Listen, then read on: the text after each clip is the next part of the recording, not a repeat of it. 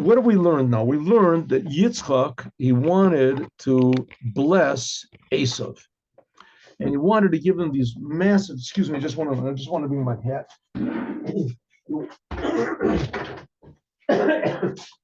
Oh boy, getting the hat. Oh boy. Hope the jacket doesn't come along too.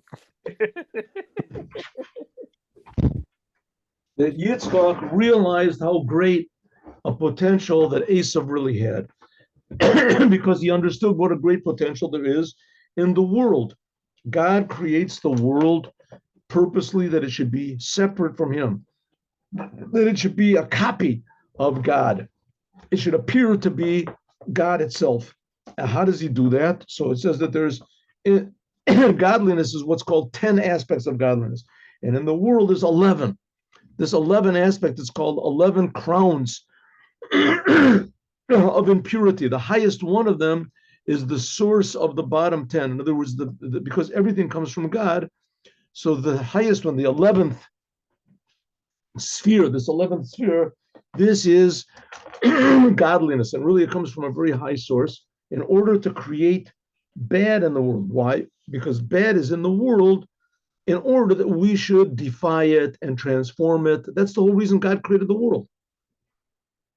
It's like when it says, when God gave the Torah, it says the angels said, don't give the Torah in this world because the Jews are just going to not listen to it. They're just going to ignore it. So God said, well, what are you going to do with the Torah? What does it say? Don't kill. You haven't got any desire to kill. It says don't worship idols. You don't want to worship idols. The specific reason that the Torah was put into the world is in order to transform the bad, the negativity, the selfishness of the world to godliness, which is a very difficult thing. And that's what Esav represented, was the world. And the ability to transform it, that was the blessings that Yitzchak gave to him, or so he thought he was giving to him. But Rivka, Yitzchak's wife, realized that this would be a big mistake, that Esav was not a vessel for these blessings, and that he would just misuse it. He would totally misunderstand the kindness, and he would totally misappropriate all of the energy and the blessings that were given to him. And so therefore she put garments on Esau, on Yaakov, and disguised him. She disguised Yaakov that he should fool his father to thinking that it was Esau. And he would get the blessings that his father his father thought he was giving them to Esau. Okay, so the Rebbe explained up to now, we've been learning what was the content of these blessings. We can see from the words that Yitzchak gave, and he thought he was giving to Esav, that Yitzchak thought he was giving to Esav. We can see the content of what he was giving. So it says it was from the dew of the heaven, which is a tremendously high spiritual level. We said this is the dew that's going to raise the dead up. And from the oil,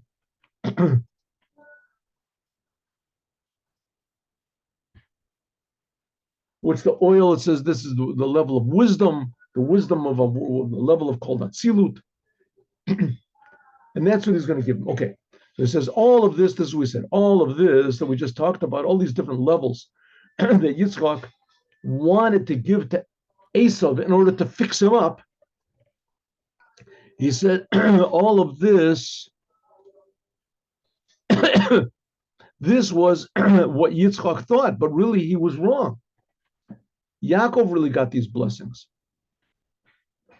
So it says, what is Yaakov going to do with these blessings? These blessings are there in order to make Esav do tshuva, to come to his senses, to change his ways totally.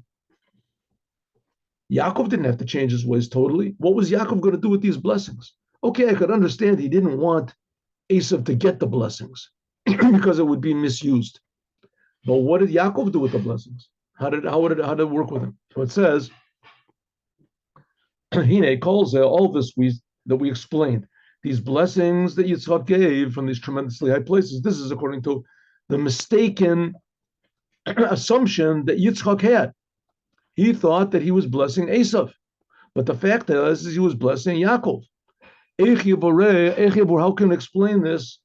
All these blessings coming down to Yaakov and changing him and transforming him. He didn't have to be transformed. So it says like this.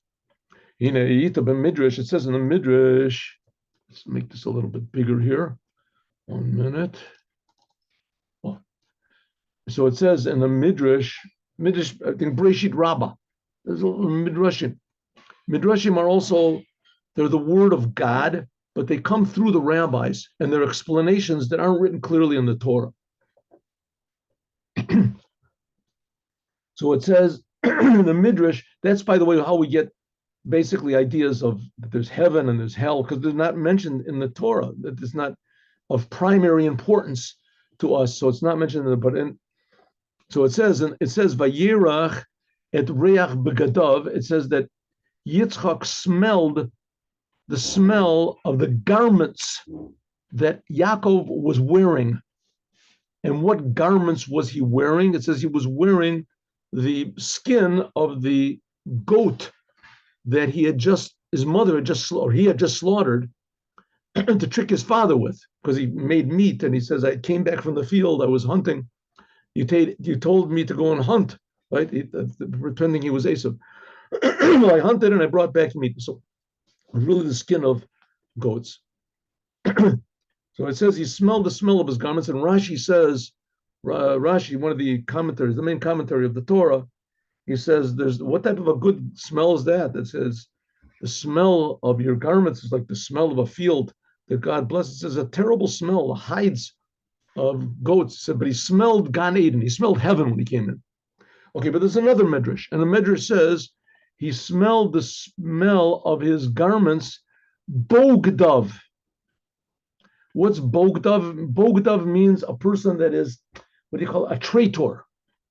A boged is a traitor, a tricker, someone who's a liar, a cheater, a bogdav.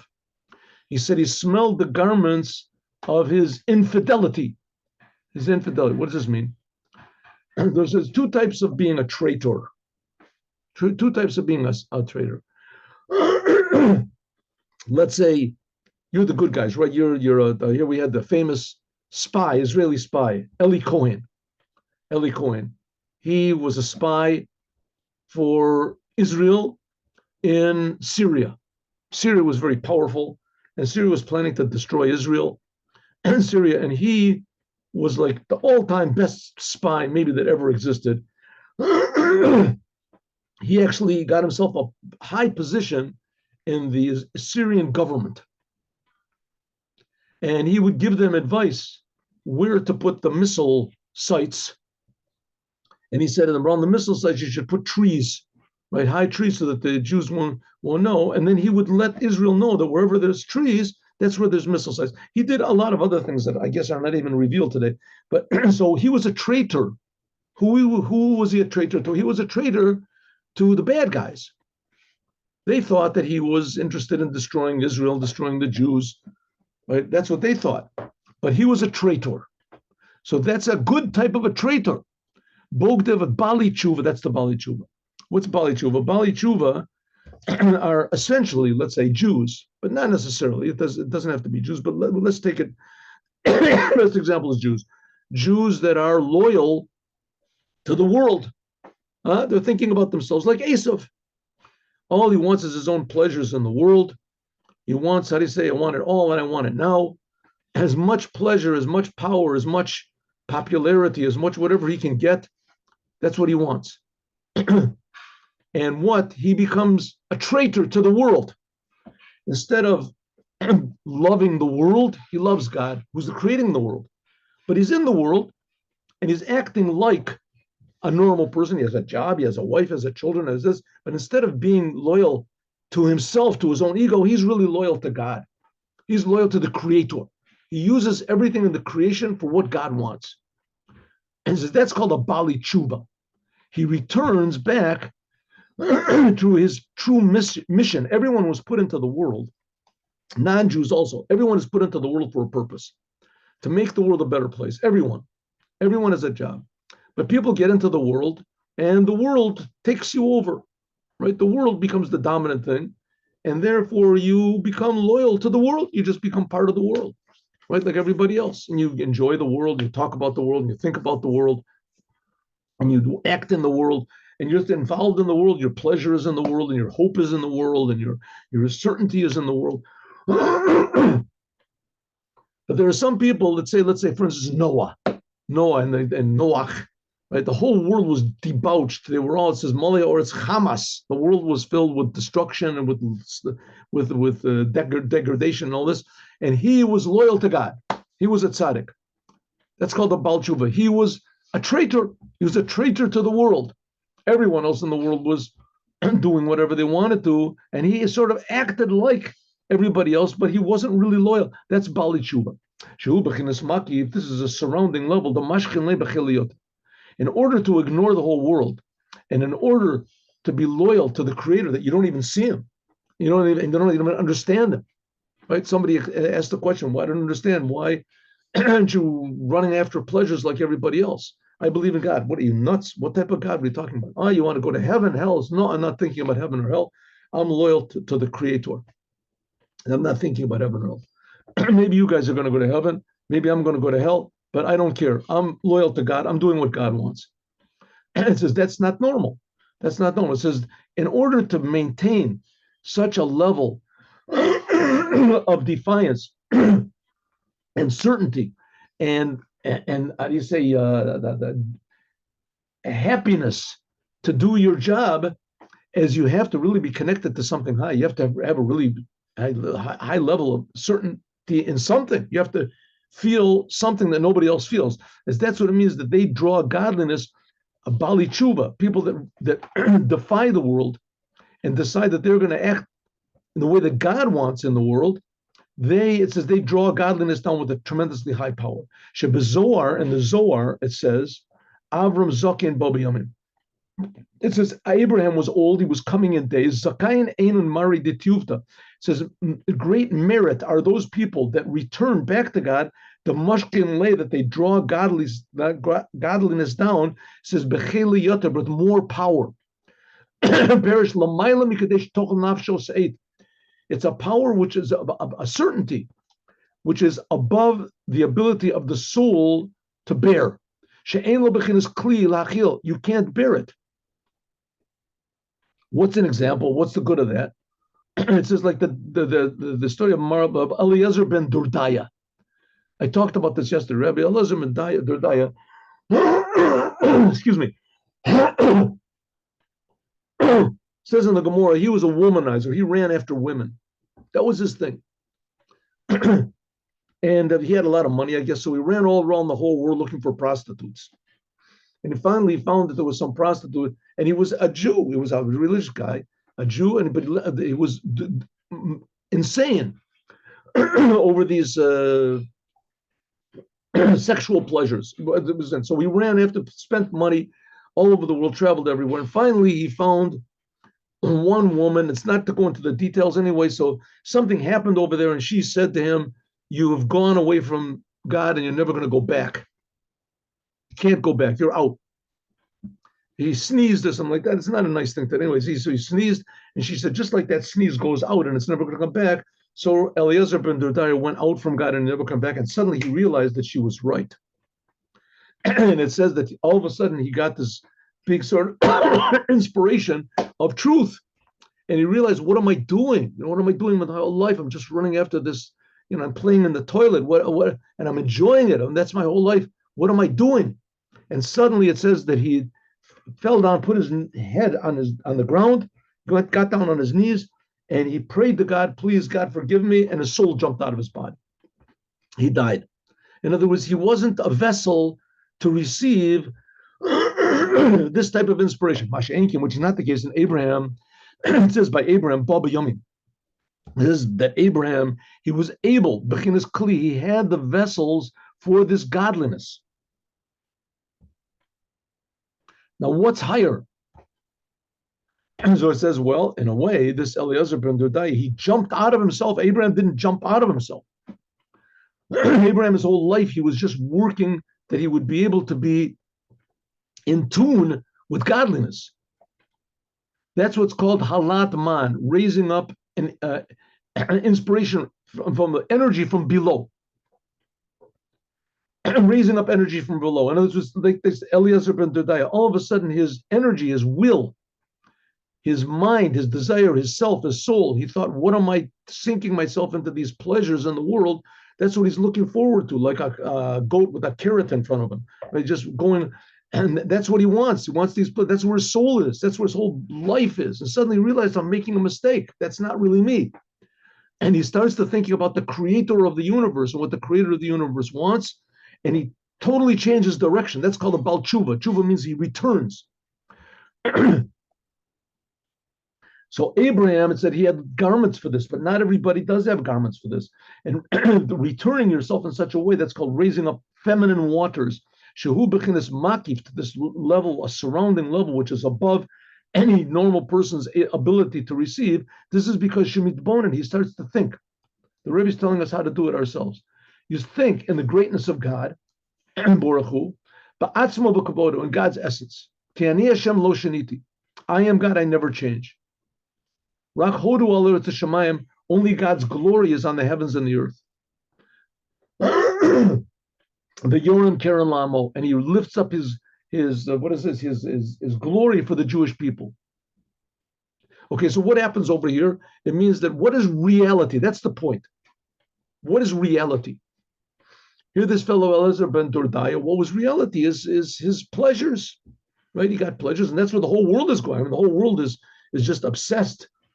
Professor Viktor Frankl, I read a lot of his books, said that even the world is obsessed with sex. It's obsessed, going crazy. It's just thinking about this all the time, and it's real. He's got some pleasure. Pleasure is in front of him. And you think about, once again, is it really real or is it really not real? I mean, it's just something that's like in front of you all the time. Something that's, and then when a person has the experience, then it's in back of him. So what is really constant over here? Is it me that's constant, or is it the pleasure that's constant? What's really going on over here? And suddenly a person says, I don't care. I just want that good feeling. But suddenly a person starts to think, one second, there's a creator. And the creator is creating everything. And the creator is creating all reality. And God never changes. God is not past, present, and future. God's creating the past, present, and future. And God is accessible to me. And when a person realizes that the whole world is just like a ray of godliness, and the essence of godliness, the Keren of godliness, is for the Jewish people, that's called a Bal Tshuva. Even a person that never did any sins. Why? Because you're part of the world. The world has an effect on you. You cry out to God because the world seems to be a separate entity. It's removing from you the truth. This going up to the truth and leaving the misinterpretation of the world. The world is good. God is creating it. But misinterpreting it so that we think that the world is God or that we're God, that's the big mistake. And to realize that the creator is really creating everything. It's not that there's either me or the world. Either me or God. Either the world or God. It's not so. All there is God. God is creating everything. The whole world is a wonderful place if you look at it from God's point of view. If you look at it from your point of view, the world is very frustrating unless you get what you want, and then it satisfies you for a short amount of time. But then after that, because it's a lie, that's called a Bal Tshuva, a person that he has, and it's I'm sorry, it says a Bal Tshuva is even a person that never did any sins in his life. What is he a Bal Tshuva? Because he wants to return to the truth. God creates the world in a way that the truth is hidden. Every instant he's creating the world, and the truth is being hidden. And therefore, any person, even the biggest tzaddik in the world, right? Moses, the Lubavitcher Rebbe, everyone, they're crying out. It's a little bit different in their case, but still, nevertheless, they're crying out because the world is separate from God. It seems to be, and it's really not. That's this level of the smell. This is the smell. This is the going up. Like it says, the smell returns a person back to consciousness if he's unconscious. So this is the smell, this movement of going from below to above. And that's the blessing that he got. That now we can understand. That's the blessing that Yaakov wanted to get from his father, so that he would be able to do tshuva as well. Tshuva from Yaakov was already a holy person. He said, No, Yaakov wanted to be even higher. Yaakov wanted to be closer to the truth. not further from the world, further from being connected to the world, that the world would overpower him. He wanted to be more in the world, just like God is in the world, creating everything. Be partners with the creator, not with the creation. And Yaakov wanted these blessings from Yitzchak. This is the level. Okay, so now we have to understand that it is not so that Yaakov was already holy and it was already drawn down to him all of these upper lights. We just talked about Erech Anpin, the Abba V'Aim, these spiritual levels. But the blessings were an additional blessing, milamayla, from above, the whole order of creation. This is not in any normal way. Yaakov wanted a super blast of holiness to be supercharged by his father's blessings. Lios Varav Dagan V'Tirosh. These are because Yaakov was the level of the Torah. Yaakov, we said before, Yaakov was the level of the Torah, balance. And it says that he gave him a blessing. His father gave him a blessing that you're going to have a lot of. Yitzchak gave him a blessing. You're going to have a lot of grains and wine. These are the laws of the Agada, the secrets of the Torah, that they're enclosed in physical things. And the whole Torah, even the stories of the Torah, and also the prophets, the judges, the story of Shimshon, right? Samson. You figure that's a nice story, you make a nice movie out of it. The Pilegish Begiva, the story of the Pilegish Begiva, that the people of Benjamin, they raped this lady, a terrible story. You look over there in the book of Judges. The king also called Maisei Malachim, also the kings, Sipurim Maisios, and also all the stories which are in the Gemara. Rabba Bar Chana, weird stories in Baba Kama, the Gemara, Baba Kama, Rabba Bar Chana, that he saw a fish that was like 50 miles long, and just crazy stories. And all of them contain secrets of the Torah. Similarly, also the commandments, doing the sukkah, doing lulav, tzitzit, tefillin, all these physical commandments. All of these really are drawing down the essence of God, Ein Sof, which is above the whole order of creation. Shelafi Erech, according to, one minute, the order of creation in the physical world, that everything is very, very contracted. As all you look at the Torah, you look at the commandments, and they are rituals, nice stories, a nice book, a biblical book, or maybe the Torah is a little bit more, it's a masterpiece of literature, and it must be a spiritual book or something like that. That's why we look at it in this world, in order that there should be, right? And also the commandments. The commandments are physical things. You put on a box on your arm, a box of the stories that are in the Gemara, nice stories, interesting stories. This you find it also in other books, Aesop's fables, who knows what. And it says, in order that there should shine a light of godliness in God's essence into these physical commandments, this is by means of Yitzchak. Those are the blessings that Yitzchak had. Shu Shorish Gavuras, that Yitzchak is the source of power. We said Yitzchak is limitation, but it's also power. It's like if you have a hose, you have a garden hose. So if usually there's a nozzle on it, you turn the nozzle so that the water, instead of just coming out, just pouring out very limply, like 2 feet away from you, you turn this thing so that it's concentrated and it goes far. It's powerful. That's Yitzchak. Yitzchak is power. Power, like we said, botzina de kardenuta. We talked about that in the spiritual levels. It's the flame of darkness. What does it mean, flame of darkness? This is what's called the kava mida, how God measures his flow of life to the world. Let me make this bigger. I got used to. That's what Yitzchak is, in a way, the main one. It says the future, we talked about that before, redemption is going to come mainly by the merit of Yitzchak. What's the merit of Yitzchak? Yitzchak is moded, measuring wisdom to draw down extra light into this physical world. In other words, Yaakov, as he was holy. He was holy, but it was a spiritual type of a holiness. In order that it should be drawn down into the physical world, as Yaakov wanted the blessings from Yitzchak, an extra power. That's what the blessing that Yitzchak gave to, he thought he was giving it to Esav in order to make him be a Baal Tshuva, but really it ended up that Yaakov used it. He said, and what was the blessing? May God give to you Elohim. That's what he uses, doesn't use the main name of God. He says, may Elohim. Elohim is the aspect of God that's power, Gevura. And you can look at it as limitation. But on the other one, you can look like the flow of water. It becomes limited right on the hose. But on the other hand, it's very powerful. It can go, it comes out with a tremendous power. Also, Gam, also in the level of Tzimtzum, this is how God, so to speak, contracts his light. And this refers to Vayiten Lecha Havaya, that God, that said before, when we said Asher Berechu Hashem, the field that God blessed, it said. Remember? So it said that the blessings come from this main name of God, which is Yud Kei Vav Kei. But Yaakov wanted it to come in a powerful way.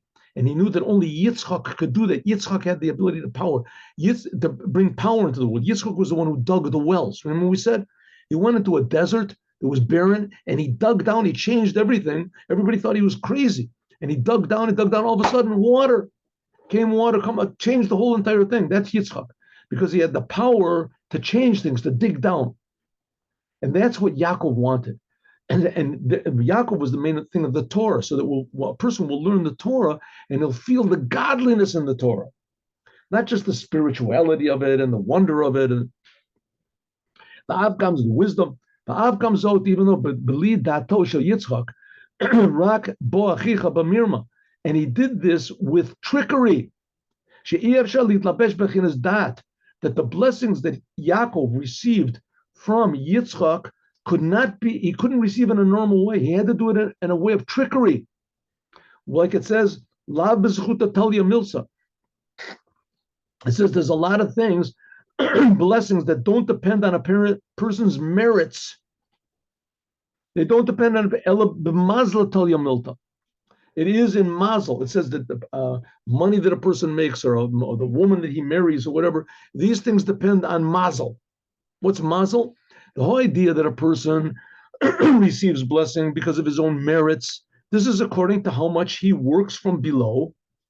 That's what he deserves, which is not the case if the blessings come from mazel. Mazel is a tremendously high source. This is above than the ability of a person, milafi erko. Av she'enu roy, even for a person that's not fitting for the blessing. Yitzchak thought he would give it to Esav, and that Esav wasn't ready for any blessings, but he thought he would give him the blessings, and that would change him. Just like Yitzchak went into a desert, but there's no, and he would dig, and all of a sudden there would be water. Yaakov needed this blessing. He needed an ability. Yaakov's whole thing was to serve God in a normal way, to be a holy person, a good person, a righteous person, even somebody like Noah, to be a holy person, even someone like Abraham. Said, no, that was not enough. He had to fix up the sin of the tree of knowledge. Therefore, he had to have trickery. It had to be something which was above knowledge, above normal, above understanding, logic. That fixes up the sin of the tree of the knowledge of good and evil, which was also in trickery. Upitu shel nachash. Remember how it happened?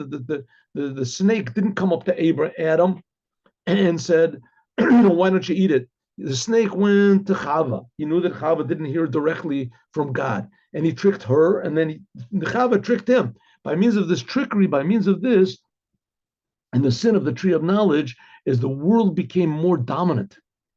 And there became a mixing up of physical and spiritual.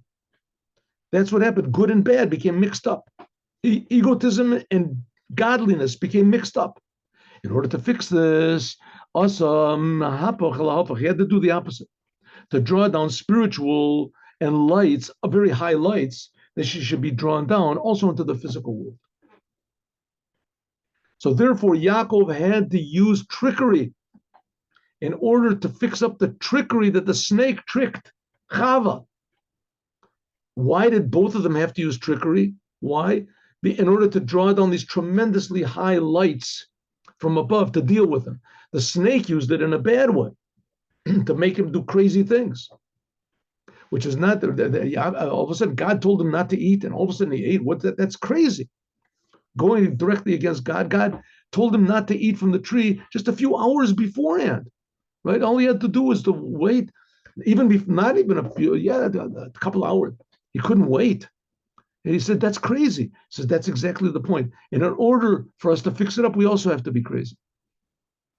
What would have happened if Yaakov didn't receive the blessings? Then we'd say that the Torah is a spiritual book, just like it is above, because it says Kada al Shichma. Kada is the 24 books of the Torah is on her shoulders. It says the holiness of the Torah wouldn't come down into the world. You'd have to go up to the holiness. And Yaakov, because he got the blessings of Yitzchak, was able to bring holiness, godliness, the feeling of the purpose of creation into most mundane things, this physical commandments and etc. And that's why what he did with the blessings, to bring the whole entire world back to godliness, and the whole world is represented by Esav. That's what happened. Okay, that is what is being hinted at and what the Rebbe explained to us in the book Torah Or. Now let us learn, because we have some time, so let us learn a sicha of the Lubavitcher Rebbe. Stop the share. 1 second. No, I don't want to stop the share. Let's just stop this here. Stop recording. No, it doesn't work. Doesn't work. Stop the share. 1 minute.